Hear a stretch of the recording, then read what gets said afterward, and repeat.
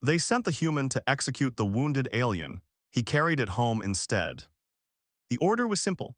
Sergeant Dara Osei walked 3 kilometers through a broken forest on a moon that smelled like iron and old rain, with a sidearm he had carried for 11 years and never once used outside a firing range. The order was simple and the reason was simpler. The Kethsorath soldier had been found in the wreckage of a forward outpost, pinned under a collapsed support beam with injuries that the field medic had assessed and then looked away from. The field medic had said, "It cannot survive. It would take resources we do not have and time we cannot spare, and it would not survive anyway." The field medic had said, "It is a mercy." The field medic had written the order and handed it to Sergeant Osei because Sergeant Osei was the one available and the task was simple and someone had to do it. Dara Osei had been in the service for 11 years. He had seen things that required 11 years to learn how to carry. He understood mercy in the clinical sense that soldiers come to understand it, where the word loses its softness and becomes a calculation. He understood it. He took the order. He walked 3 kilometers through the forest. He found the Kethsorath soldier exactly where the field medic's report placed it. Pinned, breathing in the shallow, effortful way of something that is working very hard just to stay. The support beam across its lower body was 2 meters long and made of a composite alloy that Osei estimated at somewhere between 300 and 400 kilograms. One of its upper limbs was extended toward him as he approached, not in aggression. He had learned enough about Kethsorath body language in 18 months of this campaign to know the difference, but in something he could not immediately name. He stopped. The Kethsorath soldier looked at him. Its eyes were the particular gold that the intelligence briefings described as the color of fully dilated Kethsorath pupils, the physiological response, the briefings explained, to significant pain. Its breathing was loud in the quiet of the forest. The extended limb trembled slightly with the effort of holding the position. Dara Osei had been in the service for 11 years. He had an order.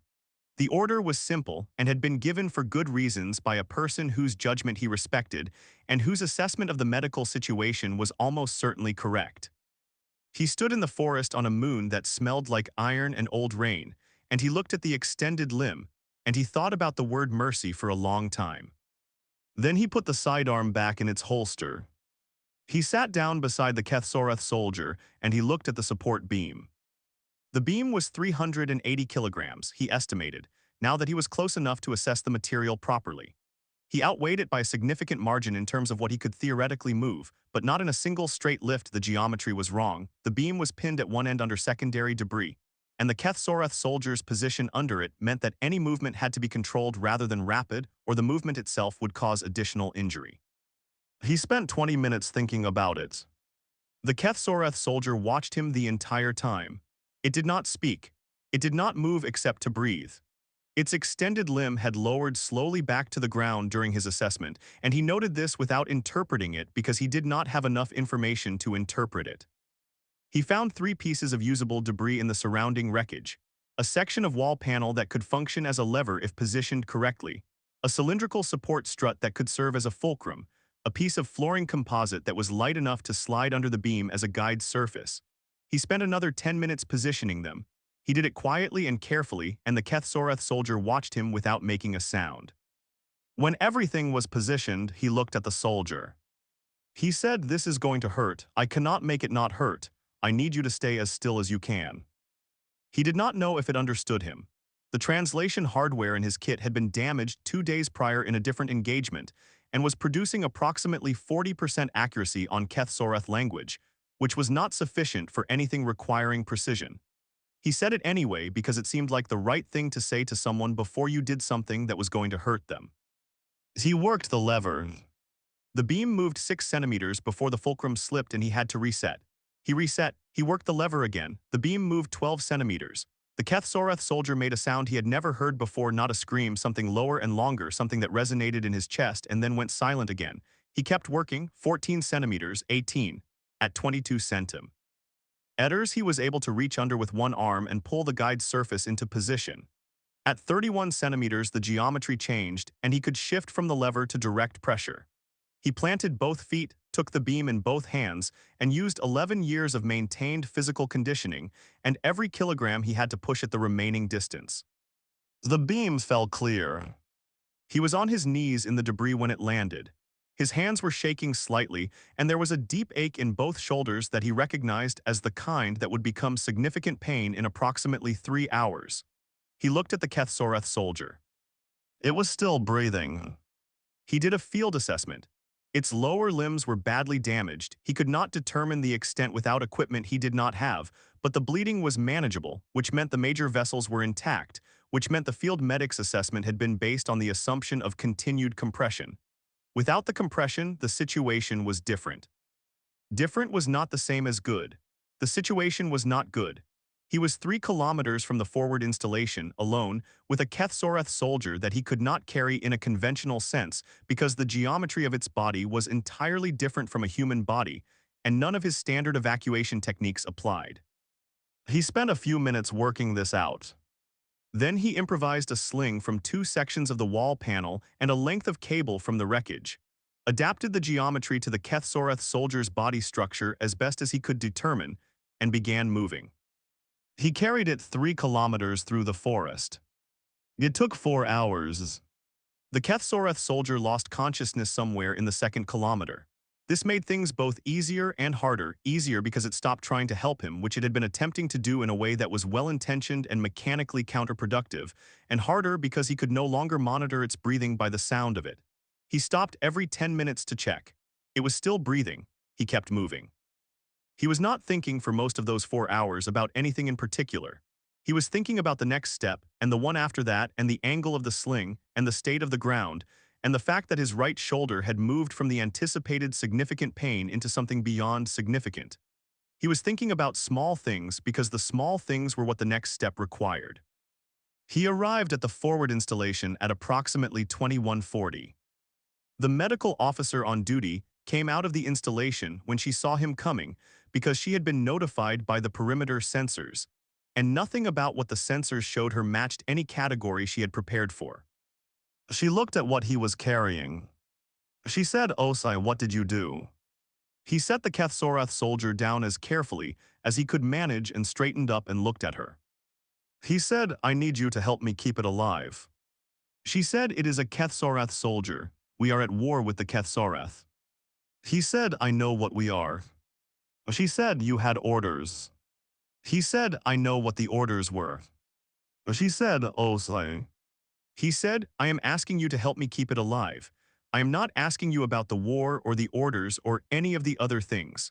I am asking you to look at this specific person who is in front of us and help me keep it alive." The medical officer looked at him for a long time. She was a professional. She had professional reasons for the position she was about to revise. She looked at the Kethsoreth soldier on the ground, and she looked at Sergeant Dara Osei, who had carried it 3 kilometers through a forest on a moon that smelled like iron and old rain, and she made a decision. She said, "Get it inside." What happened in the following 3 weeks was not simple. The command reviewed the incident within 48 hours, and the review produced a formal inquiry, and the inquiry produced a hearing. And the hearing was long, and involved a great many people with a great many opinions about military orders and wartime conduct and the chain of command. Dara Osei attended the hearing and answered every question directly and without embellishment. He said, "The order was given in good faith based on information that was accurate at the time, and that I assessed differently when I was present with the subject." He said, "I made a decision that conflicted with my orders, and I understand the implications of that, and I accept them."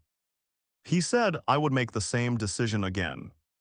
They asked him why. He was quiet for a moment, not the quiet of someone searching for an answer, the quiet of someone deciding how to say the thing they already know. He said, "Because it was alive and it was looking at me. And I have never been able to look at something alive that is looking at me and decide that it would be better if it were not." He said, "I understand that this is not a policy. I understand that policy exists for good reasons and that my individual judgment is not a substitute for policy. I am not arguing that it is." He said, "I am telling you why I did what I did. You asked me why, that is the answer." The hearing concluded. The formal findings were complex and took 3 months to finalize and involved considerable institutional negotiation about categories and precedents. The findings were not the point. The Kethsoreth soldier recovered. Its name, once the translation hardware was repaired and functional communication was possible, was Vethsorathmun. It was a field engineer, not a combat soldier. It had been at the forward outpost for infrastructure assessment, not military operations, which the intelligence files had not distinguished but which made several things about the situation retrospectively clearer. It was 31 years old by Keth-Soreth reckoning. It had a family in the third system of the Keth-Soreth home cluster. It had been, before the war, something that translated approximately as a bridge designer. Dara Osei visited it in the medical facility on day 12, when the translation hardware was working and communication was possible. He sat across from it in the room and they looked at each other for a moment. He said, "I am sorry I took so long to get you here. The terrain was difficult." Veth Sorathmun looked at him with the gold eyes that meant significant pain, which the medical officer had explained was also the Keth Soreth physiological response to significant emotional processing. The pupils did not distinguish between the two. "It said you had an order." He said, "Yes." "It said, why did you not follow it?" He thought about the answer for a moment. It was the same question the hearing had asked, and he had given them the honest answer, and he gave Veth Sorathmun the same one. He said, "Because you were alive and you were looking at me." Veth Sorathmun was quiet for a long time. Then it said, "In my civilization there is a concept. It translates approximately as the weight of being seen. The idea that when one person looks at another and truly sees them, not their function, not their category, not their side in a conflict, a weight is created. A responsibility. The weight of being seen cannot be put down without cost to the person who is holding it." It said, "I did not know humans had this concept." Dara Osei said, "We do not have a word for it." It said, "But you have the weight." He said, "Yes, we have the weight." Veth Sorathmun was transferred to a prisoner exchange facility 6 weeks later. The exchange was completed. It returned to the third system of the Keth-Soreth home cluster. It returned to its family. Dara Osei received a formal reprimand in his service record and a commendation in the same service record, which the administrative staff had apparently found as paradoxical as it sounds, and which he did not argue about either way. He served 3 more years before the campaign ended. He was present at the armistice negotiations not as a delegate, he was a sergeant, not a diplomat, but as part of the security detachment. He stood in the room where the documents were signed, and he thought about a forest on a moon that smelled like iron and old rain and a support beam and 4 hours, and what it means to carry something home.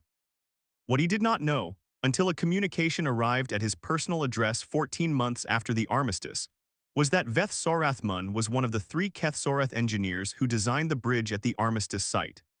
The bridge that connected the human and Keth-Soreth sectors of the joint memorial that was built to hold the names of the dead from both sides.